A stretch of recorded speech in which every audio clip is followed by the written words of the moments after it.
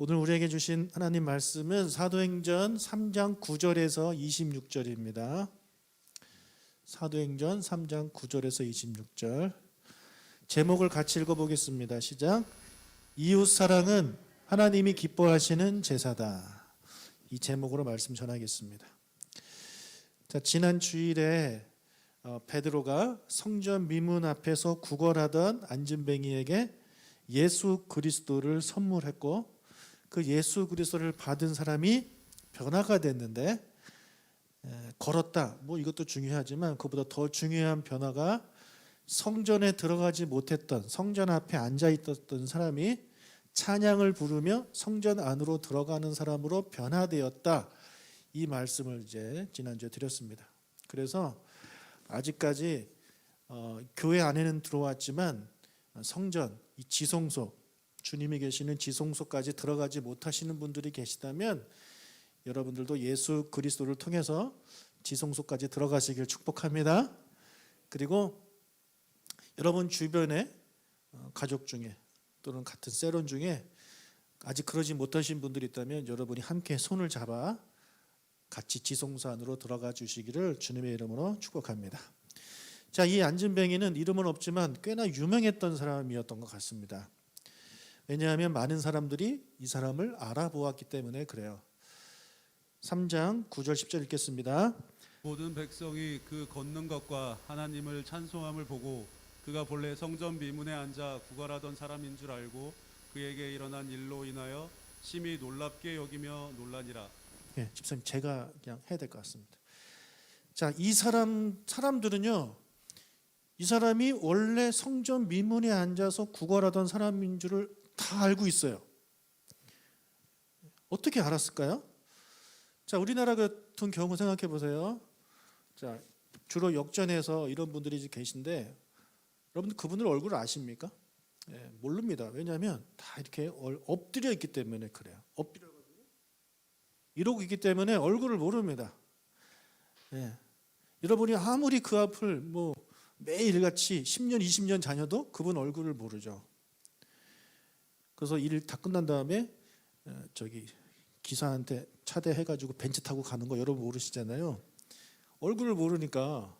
근데 이 사람은 지금 얼굴을 다 알아요. 사람들이 어떻게 알고 있냐? 엎드려서 구걸한 게 아니라, 자, 지난번에 베드로와 요한한테도 했듯이 쳐다봅니다. 그래서 뭔가 좀 이렇게 좀 불쌍한 표정을 지었던 것 같아요. 네. 그렇게 쳐다보고 일을 했기 때문에 그래요. 그리고 한두 번 간 것이 아니라 자주 갔다가 매일 갔다라고 이제 우리가 이해를 할 수 있죠. 우리가 지난주에 헬라어 문법을 하나 배웠잖아요. 미완료 과거. 이것이 계속 반복되고 있음을 이제 말씀드렸는데, 그 문법을 몰라도 우리가 이 구절을 보면 이 사람이 그동안 성전 미문 앞에 정말 열심히 나가서 열심히 구걸했던 사람이구나. 우리가 그것을 알 수 있게 되죠. 여러분, 그래서 이 사람이 누군지를 사람들이 알았다는 게 참 중요합니다. 왜 그러냐? 고쳤는데 아무도 못 알아봐요. 그러면 이 파급 효과가 적을 거 아닙니까? 수많은 사람들이 이 일 때문에 몰려들었습니다. 다시 한번. 여러분, 우리가 구제는 어떻게 해야 됩니까? 선행은 몰래 하는 겁니다. 예. 왼손 오른손 모르게 해야 되는 게 구제예요. 하지만 주님의 일을 하는 거, 복음을 전하는 거는 몰래 하면 안 돼요. 최대한 많은 사람들한테 복음을 전할 수 있도록 하는 것이 중요하죠. 그래서 이 선행과 사역을 혼동하시면 안 됩니다. 우리가 용순이가 이제 터키 가서 사역을 하겠지만 어떻게 할지 모르겠지만 여러분 최대한 많은 사람들이 모이게 해야 될 거 아닙니까? 우리도 지금 못 가고 있는데 일본에 우리가 단기 선교를 가거든요. 1년에 2차례씩. 그러면 사람들 초청해요. 그럼 최대한 많은 사람들이 오기를 우리는 간절히 바라죠. 그 상태에서 복음을 전해야지 큰 효과가 있는 거 아니겠습니까? 그래서 이 사람이 꽤 유명했던 사람이라는 것이 많은 사람들을 불러들일 수 있는 그런 좋은 이제 요건이 됐다라는 것입니다. 자, 이 사람이 걷게 된 것에 대해서 사람들이 막 궁금해할 거 아닙니까? 어떻게 걸었지? 근데 이 사람이 이것이 베드로와 요한 때문임을 알려주죠. 사도행전 3장 11절입니다.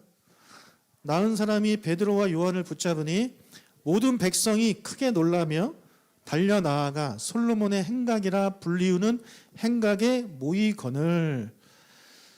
자, 이 사람이 베드로와 요한을 붙잡아요. 그래서 사람들은 저 사람이 고쳤구나라는 것을 이제 알게 된 것입니다. 자, 그러면 솔로몬의 행각은 무엇인가를 한번 잠시 말씀을 드리겠습니다. 솔로몬의 행각은요, 예루살렘 성전 동쪽에 있는 이제 행각인데, 이게 뭐냐면 지붕이 있고 옆에 기둥은 있는데 벽은 없는 거예요. 뭔지 아시겠죠? 그래서 이제 사람들한테 그늘을 제공하는 그런 곳입니다. 바로 성전 동쪽에 있는 것이에요. 여러분, 이곳에서 사람들이 무엇을 했냐면 주로 젊은 랍비들이 사람들과 함께 이 토라를, 하나님 말씀을 가르치고 또는 공부하는 그런 성장반 같은 그런 공부를 하는 그런 장소였다라고 이해를 하시면 되겠습니다. 예수님께서 12살 때 성전에 갔다가 예수님의 부모들이 예수님을 잃어버리는 사건이 나오죠. 그래서 어디 가서 다시 찾습니까? 성전 가서 찾습니다. 성전 가서 찾았는데 뭐 하고 있는 예수님을 발견하냐면 랍비들과 함께 말씀 공부를 하고 있는, 토론을 하고 있는 그런 예수님을 발견해요. 자, 그래서 그곳에는 그냥 성전이라고 나와 있지만 우리가 성전을 알면 예수님이 계셨던 그곳은 어디였다? 바로 솔로몬 행각이었음을 우리가 이제 알 수 있게 되는 것입니다. 나중에 예수님께서 공생애를 시작하신 이후에 성전에 이제 가실 때마다 사람들을 가르치실 그런 기회가 생길 때 어디서 하셨냐면 바로 솔로몬 행각에서 하셨습니다. 그리고 그 이후에 예수님의 12사도들이 성전에서 또 가르칠 때 어디를 이용하냐면 솔로몬 행각을 이용합니다. 그래서 일종의 솔로몬 행각은 그리스도인들의 아지트가 되어버리는 거예요. 아지트가 되었어요. 네, 솔로몬 행각에 가면 그리스도인이 있는 것입니다. 자, 위치상으로 솔로몬 행각은 어디냐면 저 그림을 좀 다른 각도로 볼게요. 자, 성전 문 바로 앞에 있습니다. 여러분, 성전 문은 동서남북 중에 어디에 있을까요? 어디라고 제가 말씀드렸습니까? 동쪽입니다. 우리 교회 문이 동쪽으로 나 있죠. 그래서 성경적으로 아주 잘 졌다 제가 말씀드렸잖아요. 여러분, 일로 쭉 가면요, 정동진 그쪽 나와요. 그냥 쭉 가시면 참 잘 졌어요. 그래서 이 솔로몬 행각이 동쪽에 있는데 바로 미문과 바로 앞에 이렇게 맞대하고 있는 그런 곳이 바로 솔로몬 행각이에요. 그래서 이런 생각이 들었습니다. 여러분, 예수님께서 솔로몬 행각에 가셔서 말씀을 가르치셨는데, 그렇다면 미문 바로 앞이거든요. 그러면 아까 말씀드린 대로 그렇게 열심히 국어를 하던 그 사람이 예수님이 말씀을 가르치러 갈 때마다 없었을까요? 당연히 있었겠죠. 예. 그런데 왜 이 사람은 고침받지 못하고 아직까지 안진뱅이 위로 살았을까요? 왜 예수님은 저 사람을 안 고쳐주셨을까요? 우리 이런 생각을 한번 해볼 수 있잖아요. 자, 여러분, 예수님께서 복음서에서 사람들을 가르치셨을 때 어떤 사람들을 고치십니까? 예수님께 나아오는 자를 고치십니다. 믿음을 가지고 예수님께 나아오는 자를 고치십니다. 그것이 예수님이 사역을 하신 그런 방법이에요. 그냥 불쌍한 사람 다 고쳐주신 게 아니라 믿음으로 예수님께 나아오는 사람을 고치세요. 그렇다면 이 사람은 예수님께 나아왔다 안 나아왔다? 안 나온 사람입니다. 자, 눈앞에서 예수님이 왔다 갔다 하면서 사람들을 가르쳐요. 근데 거기 가서 예수님 저 좀 고쳐주세요. 이거 안 했다는 거예요. 우리 복음서 읽어보면 사람들이 많으니까 어떤 환자들은 어떻게 합니까? 소리를 지릅니다. 나사렛 예수여 나를 불쌍히 여기서도 막 소리를 질러요. 그러니까 사람들이 조용히 시키죠. 시끄러워. 그랬더니 막 더 크게 소리를 질렀다. 그런 내용 기억나십니까? 근데 이 사람은 그것을 안 했다는 거죠. 모르겠어요. 그냥 저 문 앞에서 돈 많이 벌어서 그랬는지는 모르겠지만 예수님을 향한 그런 마음이 없었다는 것을 우리가 알 수 있습니다. 자, 우리도 이와 같을 수 있어요. 얼마든지. 교회 안에 와서 예배를 드리고 이곳에 앉아 있는데 우리의 마음에 간절함이 없는 사람이 있을 수 있어요. 예수님을 너무너무 만나고 싶어하는 마음이 없을 수 있어요. 여러분에게 제가 묻습니다. 여러분 예수 그리스도를 만나고 싶습니까? 만나셨습니까? 예수님을 만나서 여러분의 삶이 바뀌셨나요? 예수님을 인격적으로 영접하셨습니까? 만약에 아직 그러지 못했다 그런 분들한테 여러분 정말 예수님을 만나고 싶습니까? 예수님을 부르짖으셨나요? 저 좀 만나달라고? 자, 그렇게 예수님께 부르짖고 예수님을 만나달라고 간절히 예수님을 찾는 자는 예수님 반드시 만나주십니다. 그게 복음서에서 우리에게 약속하신 내용이에요. 교회를요 10년, 20년, 30년 다녀도요 그냥 여기 앞에 앉아 있지만 그런 갈급함이 없는 사람은 절대 예수님 만날 수 없습니다. 여러분 우리 모두는 이곳에 와서 예배하면서 예수님을 간절히 구하는, 그래서 예수님이 주시는 사랑도 경험하고 예수님이 주시는 은혜도 경험하며 살아가는 여러분들이 되시길 주의 이름으로 축복합니다. 그래야 지성소까지 갈 수 있는 거예요. 여러분 예수 믿으면서 막 신나게 예수 믿고 싶지 않습니까? 놀라운 일들이 막 우리 삶에 이루어지고 그런 경험을 하시면서 살면 얼마나 기쁘시겠어요. 예수 믿어도 뭐 예수 믿는 것 같지도 않고 예수님 살아계신 건가 뭐 이런 생각이 들면서 신앙생활하면 물론 그것도 귀한 신앙생활이지만 얼마나 힘든 신앙생활입니까? 이 사람처럼 예수님이 눈앞에 왔다 갔다 하는데도 불구하고 찾지 않는 그런 분들이 되지 마시고요. 이 안에서 우리 예배하는 가운데 현장 또는 온라인으로 예배하는 가운데 하나님을 정말 간절히 사모하는 마음으로 찾고 부르짖어서 꼭 주님을 만나는 우리 성도님들이 되시기를 주님의 이름으로 축복합니다. 자, 자신에게 이제 사람들이 몰려드는 것을 보고 베드로가 이때다 싶어서 두 번째 설교를 시작합니다. 사도행전 3장 12절입니다. 베드로가 이것을 보고 백성에게 말하되 이스라엘 사람들아 이 일을 왜 놀랍게 여기느냐 우리 개인의 권능과 경건으로 이 사람을 걷게 한 것처럼 왜 우리를 주목하느냐. 가장 먼저 베드로는 이 능력이 우리들로부터 나온 것이 아니다라고 분명히 이야기를 합니다. 우리가 이 사람을 걷게 한 것이 아니다. 다른 힘이 있다라는 것을 말을 하고 있죠. 그것이 바로 예수님이라고 말합니다. 16절. 그 이름을 믿음으로 그 이름이 너희가 보고 아는 이 사람을 성하게 하였나니 예수로 말미암아 난 믿음이 너희 모든 사람 앞에서 이같이 완전히 낫게 하였느니라. 그 이름을 믿음으로 이 사람이 성하게 됐다. 그 이름이 뭡니까? 바로 예수 그리스도. 예수 그리스도가 이 일을 하신 것이지 나는 아니다 라고 분명히 이야기를 하고 있는 것입니다. 여러분 기적이 일어나면 사람들은요 그 기적을 일으킨 사람을 주목하게 되어 있습니다. 어떤 큰 교회 가면 그 담임 목사님을 주목하게 되어 있어요. 그것이 심해지면 거의 뭐 신격화까지 가는 모습을 보게 되더라고요. 그 사람 뒤에서 일하신 예수님을 바라보는 것이 아니라 그 사람을 바라보는 거예요. 제가 오륜교회 부목사로 있을 때 조용기 목사님이 한번 방문하셨거든요. 설교하러 오셨어요. 그런데 은퇴하고 난 다음입니다. 근데 수많은 수행원들이 막 이렇게 거의 뭐 경호원, 뭐 대통령 오시듯이 수십 명이 둘러싸여서 이렇게 오시는 거예요. 보면서 야 대단하다. 그러고 있었는데 이제 목사님이 이제 본당 안으로 들어가셨거든요. 근데 한 분이 남아가지고 엘리베이터를 이렇게 딱 잡고 있는 거예요.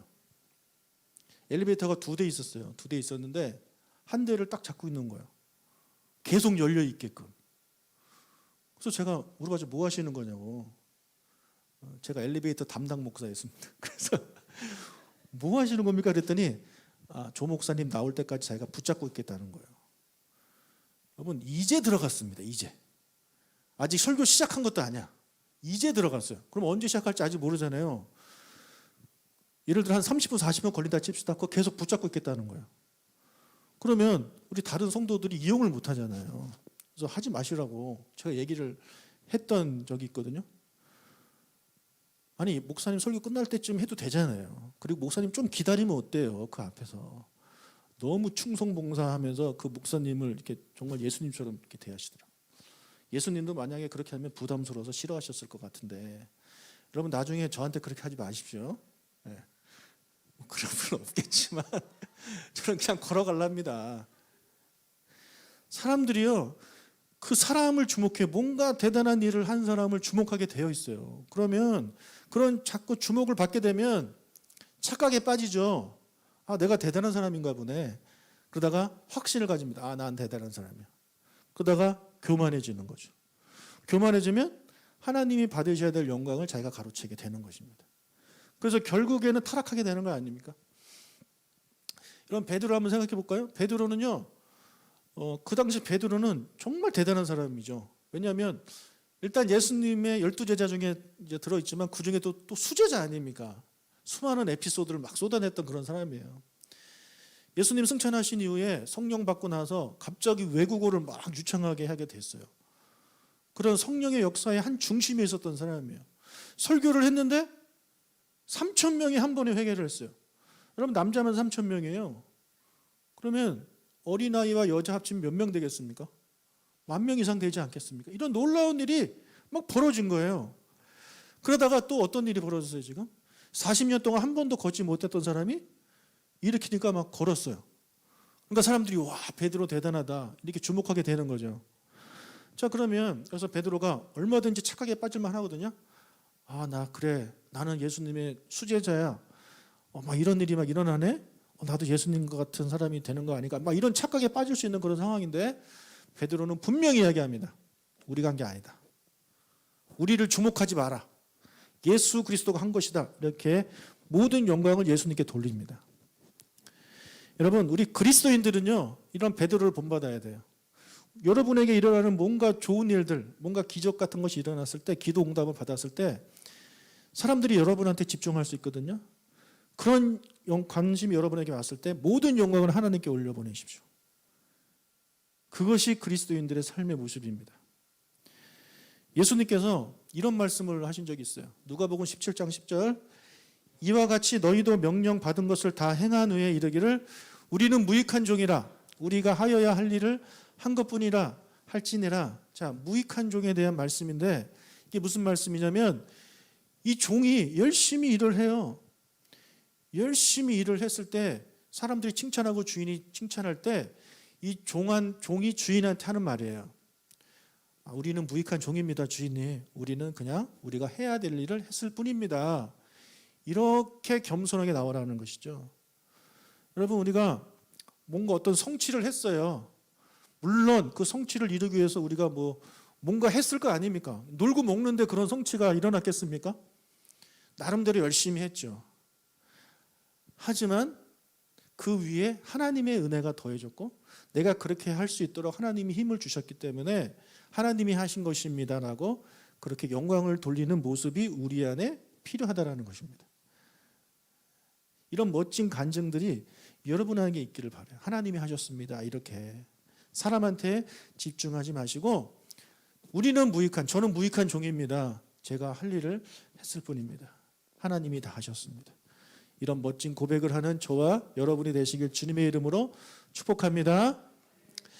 자, 베드로가 오순절 설교 2장에 나오는 오순절 설교에 이어서 지금 두 번째로 설교를 하는데 13절부터 15절까지 읽겠습니다. 아브라함과 이삭과 야곱의 하나님 곧 우리 조상의 하나님이 그의 종 예수를 영화롭게 하셨느니라.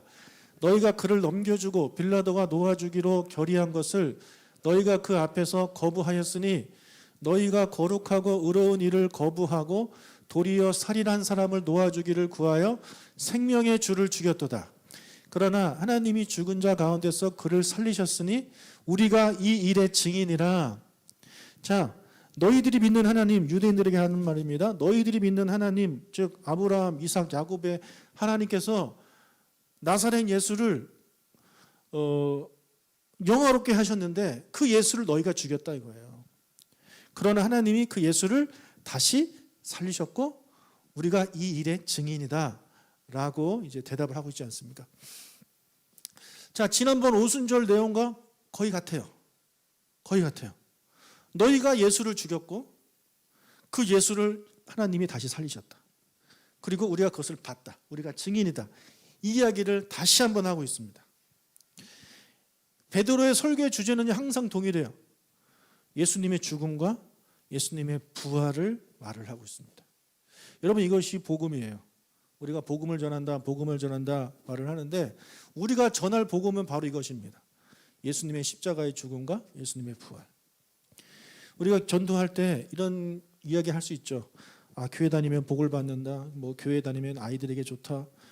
우리 교회 가면 예쁜 카페도 있다. 이런 얘기를 이제 할 수는 있잖아요. 여러분, 하지만 그게 복음은 아니라는 거예요. 복음은 본질이 아닌 것이죠. 복음은 뭐냐? 바로 십자가와 부활. 그걸 줄이면 하나님의 사랑입니다. 하나님이 우리를 사랑하셨기 때문에 아들 예수를 보내시고 우리 대신 죽으시고 그 죽으신 예수를 다시 부활시키신 것이 하나님이 하신 일이잖아요. 이것이 복음이거든요.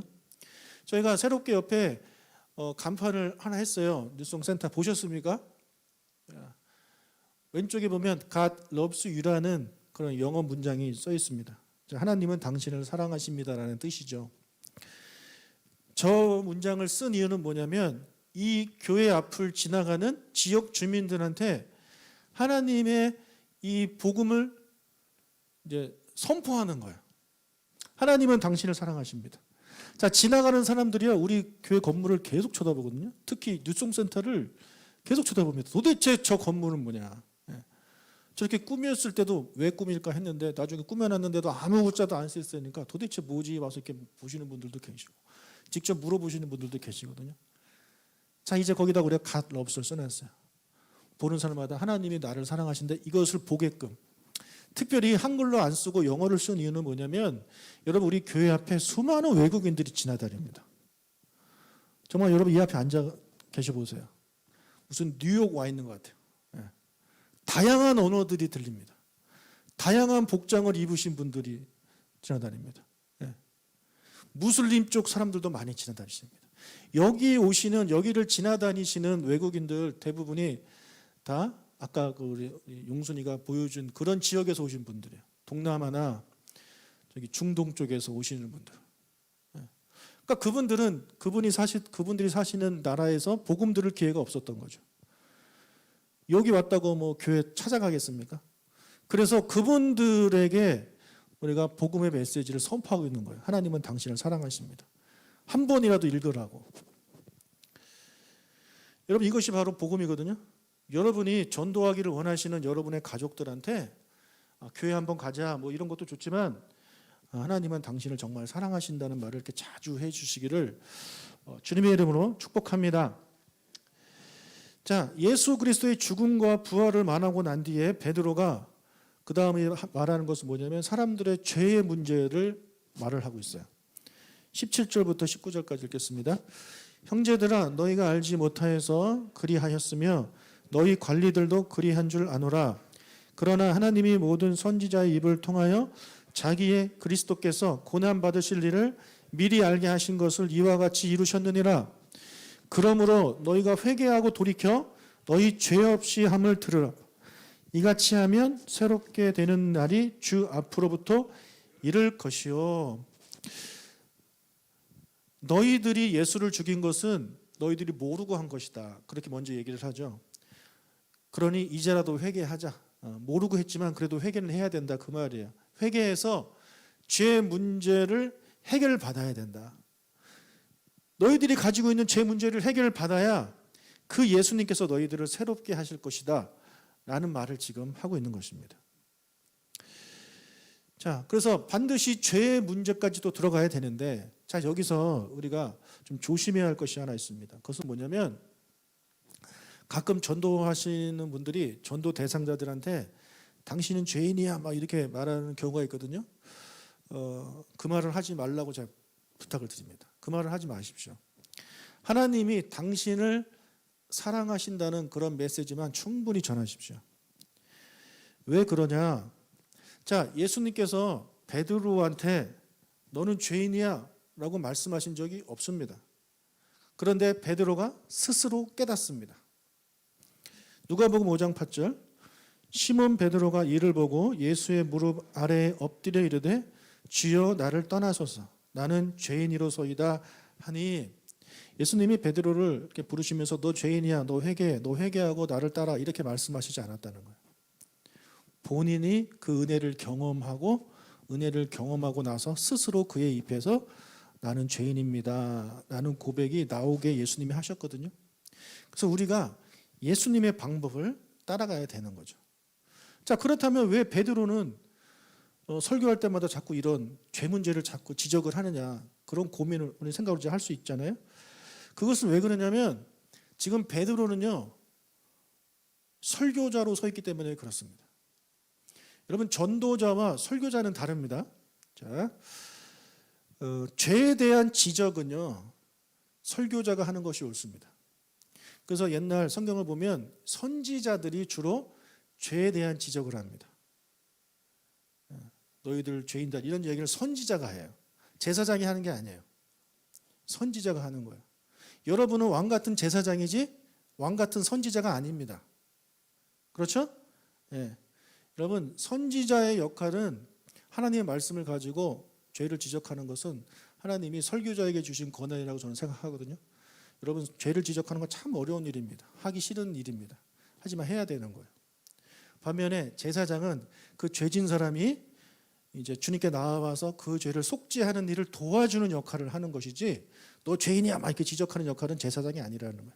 그러니까 여러분이 전도하고자 하는 그 대상자 또 같은 세론들이 회개하고 주님 앞에 나오는 것을 도와주는 역할을 해야지 여러분들이 막 죄를 지적하고 이런 일들은 절대 해서는 안 된다는 것입니다.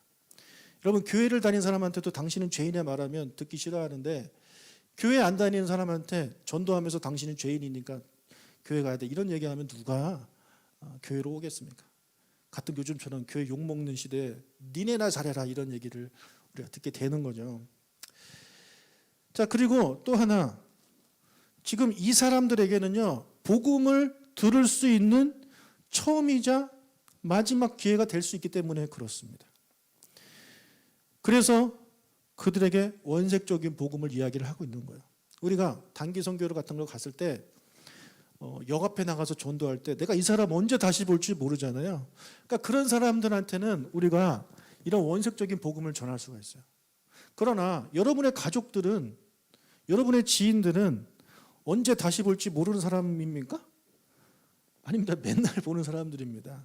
그러니까 그런 사람들한테는 예수님께서 하셨던 방법으로 여러분이 예수님의 사랑을 이야기하고 그들을 교회로 데리고 와서 하나님이 세우신 설교자를 통해서 죄에 대해서 지적을 하고 또는 같이 성경 공부를 하면서 그 말씀 안에서 아, 내가 죄인이구나를 깨닫게 돼서 그의 입에서 아, 나는 죄인입니다. 나는 그래서 내 죄를 해결할 사람이 필요합니다.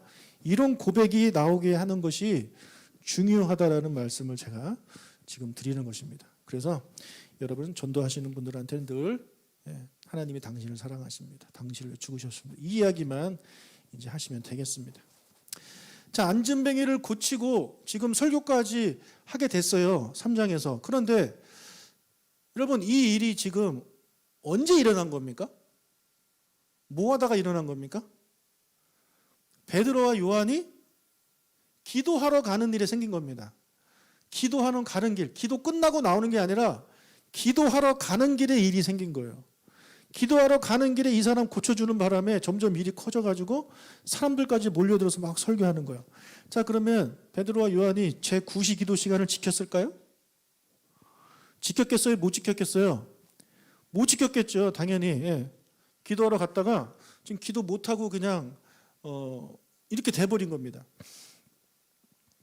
여러분, 아마도 바리새인이나 대제사장들 같았으면 거린들이 이제 구걸하는 거 귀찮아하면서 하나님께 예배드리러 가는 거 방해하지 말라 이런 생각을 하고 꾸짖었을지도 모르고, 뭐 꾸짖지는 않았어도 그냥 못 본 채 무시하고 들어가서 아, 나는 기도가 더 중요해, 기도하러 가야 돼 이렇게 생각하고 그냥 지나쳤을지도 모르지만 베드로는 그렇게 하지 않았습니다.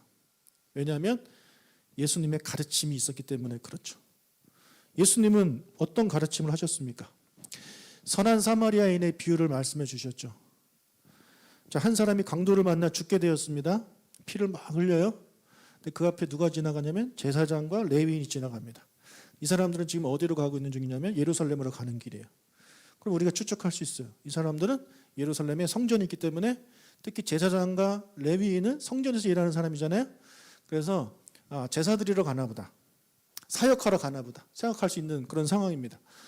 근데 그들은 그냥 지나가요. 우리 이런 생각도 할 수 있어요. 이 사람들이 그냥 지나간 이유는 이 사람들이 못됐다기보다는 사역을 해야 되니까 늦으면 안 되고, 게다가 제사장들은 뿐만 아니라 모든 유대인들은 피를 만지면요 어떻게 되냐면 부정하게 되거든요.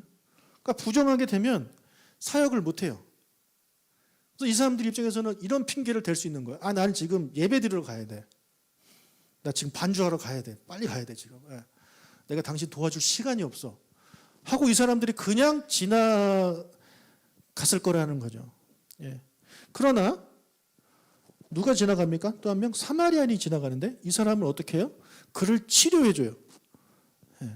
게다가 사마리아인들은 유대인들한테 무시를 당했던 사람 아닙니까? 그럼에도 불구하고 그를 치료해주고 주막까지 데리고 가고 그를 돌봐주라고 돈을 꺼내서 주고, 거기서 끝난 것이 아니라 내가 나중에 다시 일 보고 다시 돌아올 테니까 그때 돈이 더 들었으면 내가 더 드리겠습니다라는 말까지 하고 떠납니다.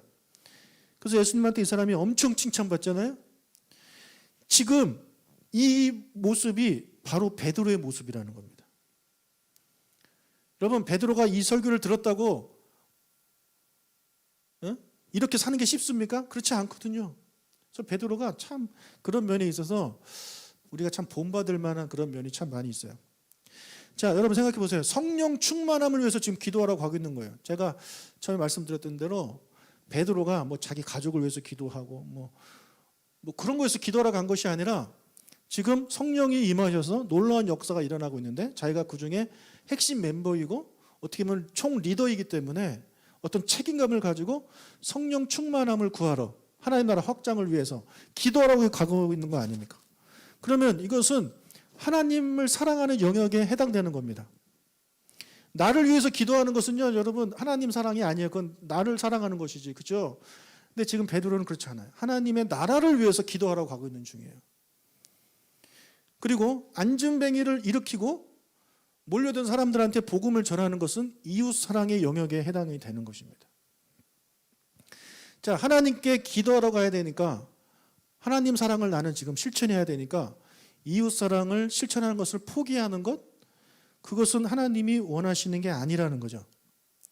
오히려 그 반대입니다. 하나님은요, 우리가 이웃 사랑하는 것을 하나님이 원하신다라는 거죠. 히브리서 13장 16절 읽겠습니다. 오직 선을 행함과 서로 나누어 주기를 잊지 말라. 하나님은 이 같은 제사를 기뻐하시느니라. 다시 한번 읽겠습니다. 시작. 오직 선을 행함과 서로 나누어 주기를 잊지 말라.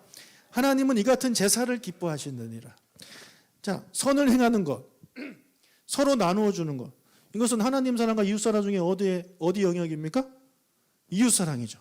이웃을 사랑하는 영역이잖아요. 우리가 이웃을 사랑하는 것이 하나님이 기뻐하시는 제사다라고 이야기를 하고 있는 것입니다. 자, 선한 사마리아인의 비유에 나오는 이 사람들, 제사장과 레위인들, 나 지금 제사해야 돼. 난 제사장이야. 하나님을 섬기러 가야 돼. 하나님 사랑 실천하러 가야 돼. 그러니까 나는 너를 도와줄 수 없어. 이것은 하나님이 기뻐하시는 일이 아니라는 거예요. 만약에 거기서 제사장이 가던 길을 멈추고 그 사람을 도와주고 그것 때문에 늦게 가거나 또는 그것 때문에 사역을 하지 못하게 되었을 때 하나님이 그 제사장을 향하여 책망을 하셨을까요? 너 지금 네 역할이 뭔지도 모르고 뭐 하고 있는 거냐, 지금 다른 사람이 도와주려 너가 하고 있어, 이렇게 혼내셨을까요? 아니라는 거죠. 우리가 알고 있는 하나님은 지금 저 본문 말씀 그대로 그것은요, 하나님이 기뻐하시는 게 아니에요. 하나님이 기뻐하시는 일이에요. 그래서 베드로는 지금 그렇게 했다라는 것이죠. 여러분, 우리가 하나님 사랑이 우선되는 건 맞아요. 하지만 하나님을 사랑하는 그런 행위를 할 때 동시에 내가 이웃한테 피해를 준다거나 이런 일이 생기면 그것 때는 우리가 진지하게 고민을 해봐야 된다는 것입니다. 무조건 하나님이 먼저라고 말을 할 수 없다라는 거예요. 자, 지금 한국 교회가 이것이 지금 문제인 거죠. 한국 교회 지금 이것이 문제입니다. 지금 코로나 3차 대유행 상황에서 정부의 방역 수칙을 어겨가면서 대면 예배를 드리는 것, 지켜가면서 하는 거 말고요, 어겨가면서 뭐 예배에 목숨 걸었다 이러면서 우리는 순교하겠다 이런 마음을 가지고 예배 드리는 것을 하나님께서 보시고 과연 기뻐하실까요? 아, 그래 너희들은 세상에 욕을 먹어도 나를 사랑해서 이렇게 예배를 드리는구나 하면서 하나님이 막 기뻐하시고 칭찬하실까요? 저는 아니라고 확신합니다. 왜냐하면 이 히브리서 13장 말씀과 맞지 않기 때문에 그렇습니다. 오히려 책망하실 것입니다. 책망하실 것이요. 왜요? 그렇게 함으로 인해서 이웃사랑 실천이 되지 않기 때문에 그렇죠. 사람들한테 오히려 피해를 주고 있잖아요, 교회가. 물론 거기에 이단도 들어가고 이상한 그런 집단들도 많이 있지만 결국에는 뭐 교회 다니는 사람들이잖아요. 그래서 그 사람들 때문에 오히려 지역사회가 피해를 보고 있잖아요. 이거 하나님이 기뻐하시지 않는다는 거죠. 여러분, 우리 조건목교회는 참 그동안 정부에서 내리는 것에 대해서 최대한 협조하면서 잘 견뎌왔습니다. 여러분 감사드려요. 정말 쉽지 않았을 텐데, 그래서 감사하게 다음 주부터는 많은 사람들이 더 모여서 예배할 수 있는 그런 상황이 됐습니다. 그럼 정말 제가 여러분에게 감사드립니다.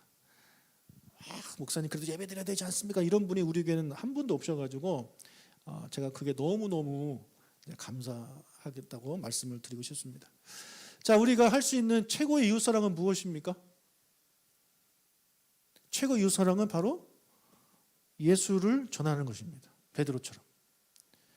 예수를 모르는 사람한테 예수를 전하는 게요, 최고의 이웃사랑이에요. 복음을 전하는 것이 최고의 이웃사랑입니다. 교회는 이 일을 해야 되는 거죠. 하나님을 사랑하고 예배하면서 동시에 이웃을 사랑하는데 복음을 전함으로 가장 큰 이웃사랑을 실천해야 되는데, 지금 점점 이웃사랑을 실천하는 길이 막혀가고 있습니다. 코로나 때문에? 아니요, 우리 때문에 그래요. 우리 때문에. 아까 말씀드린 대로 교회들이 그런 행동을 하고 있기 때문에 점점 욕을 먹으면서 사람들이 교회라면 진절머리가 난다라는 반응을 보이게끔 우리 교회들이 만들었지 않습니까? 그래서 점점 막혔어요. 정말 많이 막혔어요. 정말 이제 힘들 것 같아요. 이제 우리가 다시 한번, 지난주에도 뭐 드린 말씀이지만, 우리가 복음을 전해야 되고 이웃 사랑을 실천해야 되는데 우리가 그것을 잊지 말아야 되겠습니다. 하나님 사랑하는 것과 이웃 사랑하는 것이 동시에 중요하다. 여기서 하나님 사랑하는 것 때문에 이웃 사랑하는 것을 포기해 버리는 것, 오히려 피해를 주는 것, 하나님이 절대 기뻐하지 않는다. 이웃을 더 사랑하는, 우리가 좀 힘들더라도 이웃을 더 사랑하는 우리가 되어서 이웃들에게 신뢰를 회복할 때, 그때 다시 한번 복음의 문이 열리게 될 줄로 믿습니다. 할렐루야.